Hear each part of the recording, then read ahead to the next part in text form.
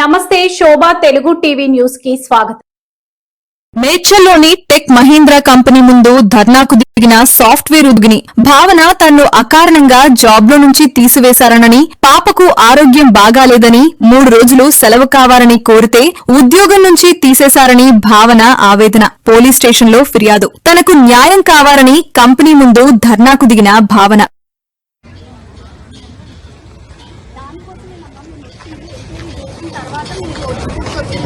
జరిగిందో న్యాయం ఏం జరుగుతుందో దానికంటే ముందే మా ఎంక్వైరీ కాకముందే మీరు వచ్చి కూర్చోండి కదా. నేను ఎంక్వైరీ చేస్తా అంటే మేడం లేబర్ లాలో కోర్టులో వేస్తాం లేదమ్మా. మేము ఎంక్వైరీ చేస్తామని ఎంక్వైరీ చేసే వరకు నిన్న మీరు ఈవినింగే కదా ఈవినింగ్ అయింది కదా. మేము ఈరోజు వచ్చి ఎంక్వైరీ చేసి హెచ్ఆర్ని పిలిపించేసరికి మీరు ఇక్కడ వచ్చి కూర్చున్నారు. అయ్యో నిన్న నేను చాలాసేపు హెల్ప్ చేయమని అడిగాను. లేబర్ కోర్టులో కంప్లైంట్ చేయాలని సిఐ గారు లేబర్ కోర్టు నంబర్ వాళ్ళు ఎంతసేపు ఫోన్ చేయడానికి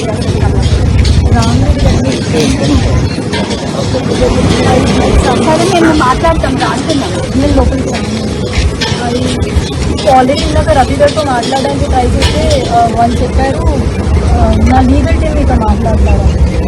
నా పేరు భావన. నేను టెక్ మహీంద్రా ఎంప్లాయీ. ఒక 4.5 months బ్యాక్ నేను టెక్ మహీంద్రాలో జాయిన్ అయ్యాను. అండ్ జాయిన్ అయిన ట్రైనింగ్ కంప్లీట్ చేసుకునే పీరియడ్లో నాకు హెల్త్ బాగోక నేను ఫ్లోర్ మీద పడిపోయాను. అండ్ నన్ను అప్పుడు అక్కడి నుంచి they have taken me to DOMS, వాళ్ళ చిన్న డామ్స్ ఉంటుంది లోపల, అక్కడికి తీసుకెళ్లారు. అక్కడి నుంచి వాళ్ళు నన్ను మల్లారెడ్డికి షిఫ్ట్ చేశారు. అక్కడ కూడా మెడికేషన్ సరిగ్గా లేకపోవడంతో ఎనీహౌ మా ఇంటి దగ్గర ఉన్న డాక్టర్కి షిఫ్ట్ అవుదామని వెళ్ళిపోయాను. అలా కపుల్ ఆఫ్ ఇన్సిడెంట్స్ హెల్త్ బాగోకపోవడం వల్ల జూన్ మంత్లో నేను ఒక 13 days లీవ్ పెట్టాల్సి వచ్చింది. So I was on a medical leave. Though I was on a medical leave, my company has given me a warning letter and inappropriate language అండి. సో నేను ఇంట్లో బాగున్నప్పుడు while my husband was contacting the company, వాళ్ళు చెప్పారు you're no way related to the company, మీ husband ఎలా మాట్లాడతారు, you should tell that what happen to you అని. సరే నేనే కాల్ చేసి చెప్పాను. I got back to work and all of that. మధ్యలో కొన్ని రోజులు వాళ్ళే నాకు క్యాబ్ షెడ్యూల్ చేయలేదు, అందుకే నేను ఆఫీస్కి వెళ్ళలేకపోయాను. అండ్ దిస్ 2 days బ్యాక్ మా పాపకి హెల్త్ బాగాలేదు, స్టమక్ పెయిన్ అది అన్నారు. She's 11 years old. Mother instinct ఉంటుంది కదా సార్, ఇంకా కాల్ చేసి పాపకు బాగాలేదు అని మా టీఎల్కి చెప్పాను. చెప్తే అదంతా తెలియదు నాకు, మీరు ఫస్ట్ పైకి వెళ్ళి లాగిన్ చేయండి, నేను నా రీజనల్ మేనేజర్ దగ్గర నుంచి అప్రూవల్ తీసుకుని పంపిస్తాను అని. సరే ఓకే సార్ అని పైకి వెళ్ళే లోపు నాకు ఇంకో కపుల్ ఆఫ్ కాల్స్ వచ్చాయి పాప దగ్గర నుంచి. So I had to go. నేను అన్నాను లేదు సార్, నేను ఒకవేళ వెళ్ళిపోయినా I try to compensate tomorrow, కానీ ప్రామిస్ చేయలేను ఎందుకంటే ఇంటికెళ్ళే పాప పరిస్థితి ఎలా ఉంటుందో తెలీదు. యూజువలీ సాటర్డే సండే నా ఆఫ్ కదా, నేను ఆల్రెడీ కొన్ని స్కెడ్యూల్స్ నేను చూసి చెప్తాను అని చాలా పొలైట్గా ఫోన్ డిస్కనెక్ట్ చేశాను. And I went back home. I taken care of my daughter. Just పాపకి వెళ్ళగానే డాక్టర్కి కాల్ చేస్తే బేసిక్ మెడికేషన్స్ ఫ్రైడే రోజు ఇచ్చాము. సాటర్డే రోజు properly took her to the hospital. Urine blood scanning అంతా చేశారు. రిపోర్ట్స్ సాటర్డే కదా, సో సాటర్డే నేను వెళ్ళేసరికి లేట్ నైట్ అయిపోవడంతో రిపోర్ట్స్ ఇవ్వలేదు. So Sunday that hospital radiologist wasn't working. నాకు మండే కల్లా రిపోర్ట్స్ వచ్చాయి. I took her to hospital yesterday, that is Tuesday. Technically I was not there for 3 days in the company. Already నేను documents వాళ్ళకి వాట్సాప్లో share చేశాను.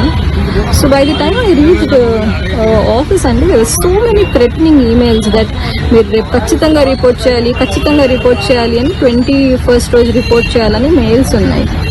I was in a dilemma that నేను ఎలాంటి ఎన్వైరన్మెంట్లో పనిచేస్తున్నాను, ఇంత వర్క్ హెరాస్మెంట్ అయితే ఎక్కడా ఉండదు. అండ్ సో అక్కడికి నా మీద వచ్చినప్పుడు నాకు హెల్త్ బాగున్నప్పుడు when they were questioning all of this నాకు అంత బాగానే అనిపించింది sir. But I'm a married women, నాకు ఒక పాప ఉంది. I definitely have to take care of my daughter. నాకు ఒక ఫ్యామిలీ ఉంటుంది. సో మోస్ట్లీ మార్నింగ్ 12:30 లాగిన్ అంటే 10:30కి క్యాబ్ ఎక్కి ఇంటికి వెళ్ళేసరికి 1 o'clock అవుతుంది. Most of the time we're in Tech Mahindra. And అలాంటి మమ్మల్ని కూడా మీరు పట్టించుకోకుండా ఉంటే ఎలా సార్, అది చాలా తప్పు అనిపించింది. మోరోవర్ వాళ్ళకి 60 days ఆఫ్ నోటీస్ పీరియడ్ ఉంటుంది. నేను ఇది తప్పించి నేను ఇంకే తప్పు చేసింది లేదు. నాకు ఇమీడియట్ టర్మినేషన్ ఇచ్చారు. So I have the documents with me where I've never been lying about my health and all of that. And అది కూడా కాక ఇప్పుడు మోర్ అలార్మింగ్ ఏంటంటే sir their work culture also is worst అనే చెప్పాలి. నేను ఏ కంపెనీలో వాష్రూమ్కి వెళ్తే అడిగి వెళ్ళాలి అని వినలేదు sir. This is the only company where I head women వాష్రూమ్కి వెళ్ళాలంటే కూడా చెప్పాలి, ఫ్లోర్ మీద అరుస్తారు ఎక్కడికి వెళ్ళారు అని. వాష్రూమ్కి వెళ్ళాము అని చెప్పలేక అసలు పని ఉండి వెళ్ళాము అంటే ఎక్కడికైనా వెళ్తే చెప్పి వెళ్ళాలి. Sir I'm not comfortable sharing వాష్రూమ్కి వెళ్తున్నాను అంటే బయోబ్రేక్ అని చెప్పండి, లేకపోతే జూవిటాతో చెప్పండి, ఇంకెవరితోనైనా చెప్పండి. బట్ మీరు చెప్పకుండా ప్లేస్ నుంచి వెళ్ళిపోతే మాకు ఎలా తెలుస్తుంది మీరు ఎక్కడికి వెళ్తున్నారు అని. So much of micro management is being done. అది కూడా అది that is intolerable sir. I M a women, I have right to P. I will not answer anyone that I am going for pee or loo or I am doing anything. I have a medical condition where I might require to go little more to the washroom. Company should work accordingly to the employee. That also wasn't given. ఉమెన్తో రెస్పెక్ట్ఫుల్గా మాట్లాడారు sir. ఇంకొక విషయం ఏంటంటే నేను medical లీవ్లో ఉన్నప్పుడు ఒక్క call చేసినప్పుడల్లా when are you turning up or else we will remove you, when are you turning up or else we will remove you అని warning mails పెట్టారు, వార్నింగ్ కాల్స్ చేశారు తప్ప మీ హెల్త్ ఎలా ఉంది. వెళ్ళిన తర్వాత అక్కడ కూడా ఫెసిలిటీ సరిగ్గా లేవని మా హస్బెండ్ నన్ను ఇంటి దగ్గర ఉన్న జీనియా హాస్పిటల్కి షిఫ్ట్ చేశారు. సో అక్కడ వాళ్ళు చెప్పారు మీకు స్పాండిలైసిస్ అయి ఉండొచ్చు, బికాజ్ మీరు చాలా ఇయర్స్ నుంచి కార్పొరేట్స్లో వర్క్ చేస్తున్నారు కాబట్టి మీరు స్పాండిలైసిస్ ట్రీట్మెంట్ తీసుకోండి అని చెప్పారు. సో 4, 5, 6, 7 లాస్ట్ మెంబర్ అన్నం తినే వరకు 9 o'clock అయిపోతుంది. సో వాళ్ళకి స్ట్రిక్ట్ లంచ్ బ్రేక్స్ లాంటివి కూడా ఏవి ప్రాపర్గా ఇవ్వరు. మోర్ ఓవర్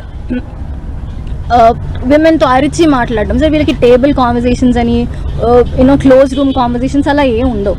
ఫ్లోర్ మీద నించుని అరిచి మాట్లాడతారు. ఎవరైతే నాకు కాల్ చేసి నా బాధ అంతా ఏంటంటే సార్ మీకు ఎలా ఉంది అని కూడా అడగకుండా మీరు ఎప్పుడు వస్తారు అని అడిగి జాబ్ నుంచి తీసేయడం కాకుండా I'm not fighting back that I get back to tech Mahindra. I'm fighting for the harassment caused by them. 4 months నుంచి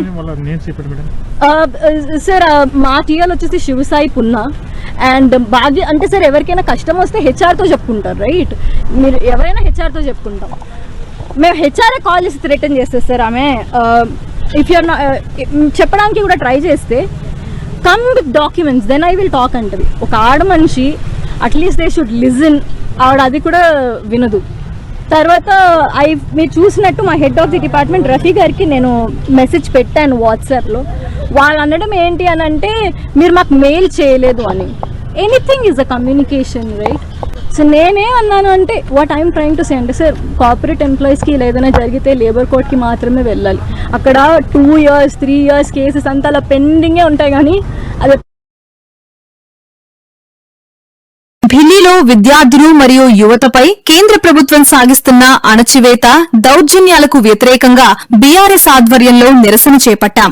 యువత భవిష్యత్తు కోసం ప్రభుత్వం నుండి సరైన స్పందన రాకపోవడంతో ప్రస్తుత ప్రభుత్వాలు స్పందించకపోయినా దేశంలోని యువతకు అండగా నిలిచి వారికి కొండంత భరోసా ఇవ్వాల్సిన బాధ్యత మన అందరిపై ఉంది అని తెలిపారు బీఆర్ఎస్ నాయకులు.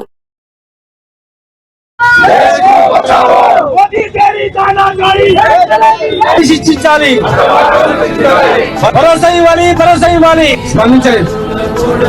ఈవెన్ 30 రోజులుగా కాంగ్రెస్ పార్టీ స్పందించలేదు, బీజేపీ పార్టీ పట్టించుకోలేదు. చివరకు కాంగ్రెస్ పార్టీ అని చెప్పి రిజిస్టర్ చేసి అరే యువత మళ్ళా ఒక నేపాల్ మాదిరిగా, ఒక శ్రీలంక మాదిరిగా, ఇంకొక బంగ్లాదేశ్ మాదిరిగా ఏమైపోతుందో యువత అంతా కూడా ఇమ్మడబడుతుందని చెప్పి భయపడి మళ్ళా రంగంలో అనేటువంటి భరోసా దేశంలో ఉన్నటువంటి యువత కూడా మనం ఇవ్వాల్సిన బాధ్యత మన పైన ఉందని చెప్పి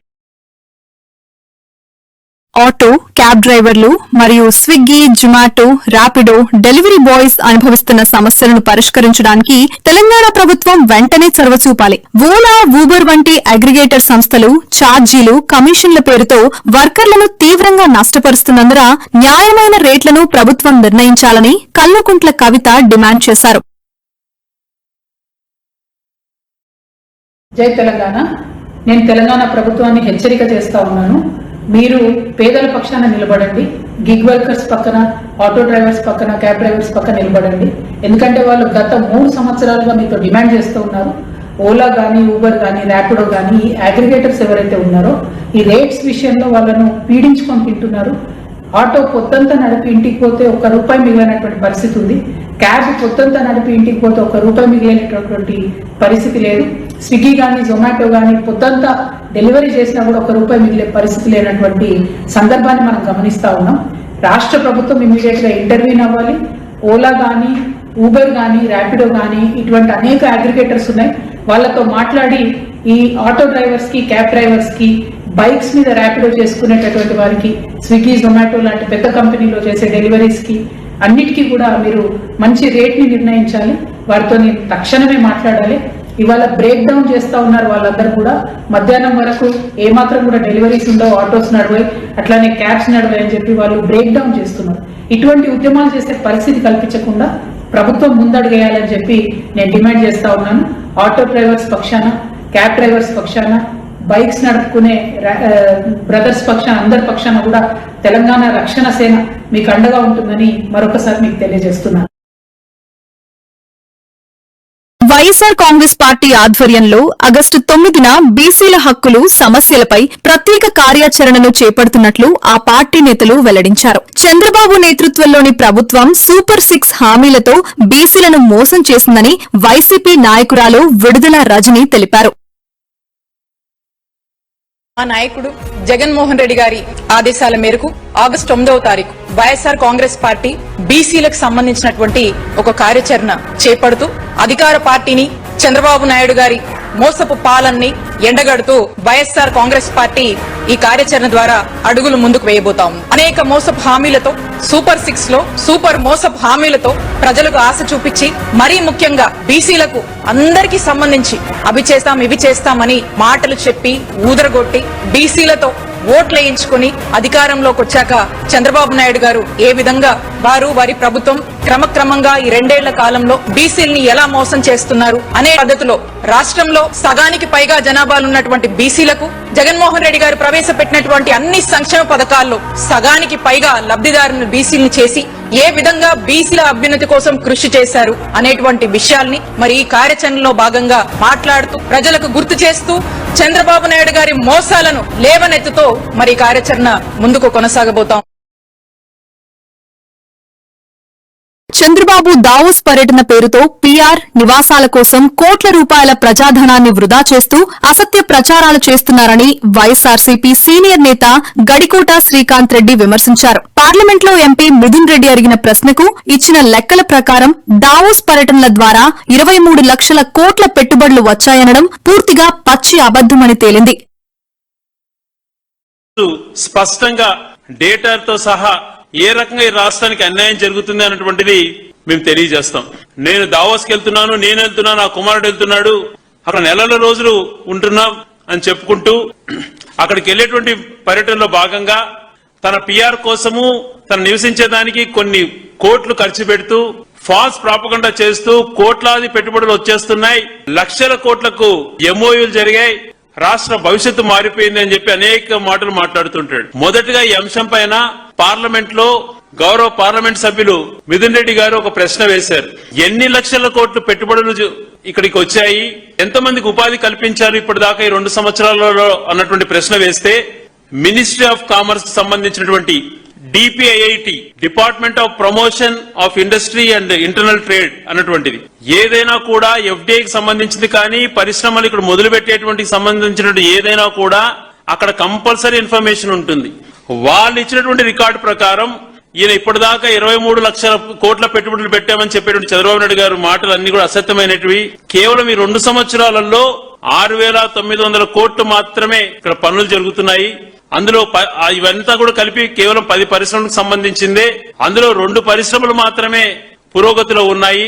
ఈ 10 పరిశ్రమలు అయిపోతే కూడా 22,000 ఉద్యోగాలు క్రియేట్ అవుతాయి అని చెప్పి వాళ్ళు చెప్పారు. మరి వీళ్ళేమంటారు, 23 లక్షల కోట్ల పెట్టుబడులు వచ్చేసాయి, 25 లక్షల మందికి ఉద్యోగాలు ఇచ్చేసాము, మేము చెప్పినటువంటి నిరుద్యోగ భృతి అవసరం లేదు, ప్రతి ఒక్కరు ఉద్యోగాలలోనే ఉన్నారు, ఏ ఒక్క నిరుద్యోగి కూడా లేడు ఈ రాష్ట్రంలో, కాబట్టి మేము నిరుద్యోగ భృతి ఇవ్వాల్సిన అవసరం లేదు, 25 లక్షల మందికి ఉద్యోగాలు ఇచ్చేసామని చెప్తారు. మరి ఈ డేటా ప్రకారం చూస్తే ఏదైతే డిపిఐఐటి ఇచ్చినటువంటి ఇన్ఫర్మేషన్ ప్రకారం మినిస్ట్రీ ఆఫ్ కామర్స్ సంబంధించినటువంటి ఇన్ఫర్మేషన్ బట్టి చూస్తే కేవలం 22,000 ఉద్యోగాలు మాత్రమే వచ్చాయి. మరి గత ప్రభుత్వం ఉన్నప్పుడు అరాచకం చేశారు, పారిశ్రామికవేత్తలు రాష్ట్రాన్ని వదిలి వెళ్ళిపోయారు, రాష్ట్రం అధోగతి పాలైపోయింది అని చెప్పి పదే పదే అసత్యమైనటువంటి మాటలు ప్రచారం చేసినటువంటి వీళ్ళు నిజంగా ఒక రాష్ట్రాన్ని ఎవరు అధికారంలో ఉన్నా ఎవరన్నా మంచి చేసినప్పుడు మంచినా అనకపోయినా రాష్ట్ర ప్రతిష్ట దిగజారే విధంగా ఇటువంటి ఆరోపణలు చేయకూడదు. కొంచెం ఇంకిత జ్ఞానం ఉన్న వాళ్ళు ఎవరు కూడా ఇటువంటి మాటలు మాట్లాడరు. చంద్రబాబు దావోస్ పర్యటన పేరుతో పీఆర్ నివాసాల కోసం కోట్ల రూపాయల ప్రజాధనాన్ని వృధా చేస్తూ అసత్య ప్రచారాలు చేస్తున్నారని వైఎస్సార్సీపీ సీనియర్ నేత గడికోట శ్రీకాంత్ రెడ్డి విమర్శించారు. పార్లమెంట్లో ఎంపీ మిథున్ రెడ్డి అడిగిన ప్రశ్నకు ఇచ్చిన లెక్కల ప్రకారం దావోస్ పర్యటనల ద్వారా 23 లక్షల కోట్ల పెట్టుబడులు వచ్చాయనడం పూర్తిగా పచ్చి అబద్దమని తేలింది.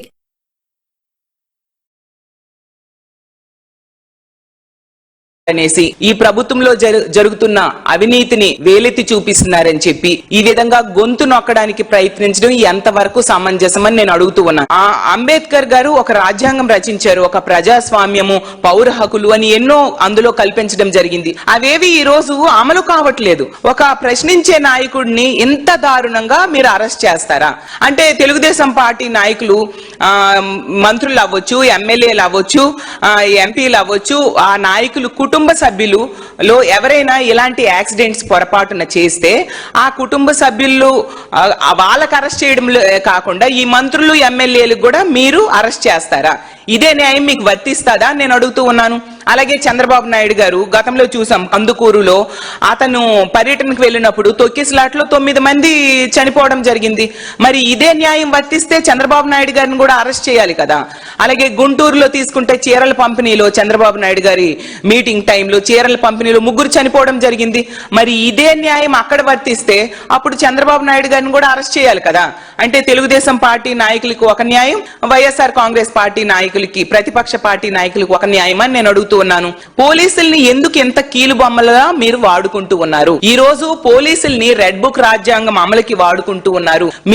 మీరు చెప్పు చేతుల్లో పెట్టుకొని పోలీస్ వ్యవస్థను నడిపిస్తూ ఉండే పరిస్థితి మనం చూస్తూ ఉన్నాం. అందువల్లనే మొన్న కేంద్ర ప్రభుత్వం హోంశాఖ నివేదికలో మన రాష్ట్రం పోలీసుల పనితీరులో 26వ స్థానానికి పడిపోయింది. పోలీసుల్ని ఇంత దారుణంగా వాళ్ళ విధులు నిర్వర్తించకుండా అక్రమ కేసులు పెట్టడానికి, వాళ్ళని కక్షపూరితంగా ప్రతిపక్ష నేతల మీదకి వదలడానికే వీళ్ళు ఉపయోగిస్తూ ఉండడం వలన పోలీసుల పనితీరులో 26వ స్థానానికి పడిపోయింది. దాంతో ఆగిందా? ఈ రాష్ట్రంలో లా అండ్ ఆర్డర్ సరిగ్గా ఉండకపోవడం వలన, పోలీసుల పనితీరు ఎంత దారుణంగా ఉండడం వలన లా అండ్ ఆర్డర్ దెబ్బతింటూ ఉండే పరిస్థితి వలన పారిశ్రామికవేత్తలు పెట్టుబడులు పెట్టడానికి భయపడుతూ ఉన్నారు. ఈ రాష్ట్రంలో రక్షణ చట్టాలు సరిగ్గా అమలు కావట్లేదు, మహిళలకు రక్షణ లేదు, ప్రజలకు రక్షణ లేదు. దాని వలన ఇక్కడ మేము పెట్టుబడులు పెట్టి బిజినెస్లు పెడితే మాకు రక్షణ లేదు, మా బిజినెస్లకి, మా వ్యాపారాలకి రక్షణ ఈ ప్రభుత్వం కల్పించలేదు అనే ఉద్దేశంతో వాళ్ళు పెట్టుబడులు పెట్టడానికి వెనకడుగు వేస్తూ ఉండడం వలన ఈజ్ ఆఫ్ డూయింగ్ బిజినెస్ లో మన రాష్ట్రం ర్యాంకింగ్ 8వ స్థానానికి పడిపోయింది. నిజంగా సిగ్గుచేటు. దానికి కారణం వీళ్ళు లా అండ్ ఆర్డర్ ఫెయిల్యూర్, పోలీసుల్ని వీళ్ళ చెప్పు చేతుల్లో పెట్టుకోవడం. గతంలో జగన్మోహన్ రెడ్డి గారి టైంలో తీసుకుంటే లా అండ్ ఆర్డర్ కంట్రోల్లో ఉండేది కాబట్టి ఈజ్ ఆఫ్ డూయింగ్ బిజినెస్ లో నంబర్ 1 స్థానంలో 4 ఏళ్లు ఉండడం జరిగింది. జగన్మోహన్ రెడ్డి గారి టైంలో పెట్టుబడులు పెట్టడానికి పారిశ్రామికవేత్తలు ఉత్సాహం చూపించేవారు కాబట్టి ఈజ్ ఆఫ్ డూయింగ్ ర్యాంకింగ్ లో మొదటి స్థానంలో ఉండడం మనందరము చూసాం. ఈ విధంగా పోలీస్ వ్యవస్థని అక్రమ కేసులు పెట్టడానికి, కక్ష సాధింపు దారులకి ఉపయోగించడం నిజంగా చాలా దురదృష్టకరం. ఇది మంచి సంస్కృతి కాదు అని తెలియజేస్తూ ఉన్నాను. ఈ విధంగా సిదిరి అప్పలరాజు గారి మీద అక్రమ కేసు పెట్టి అరెస్ట్ చేయడం నిజంగా చాలా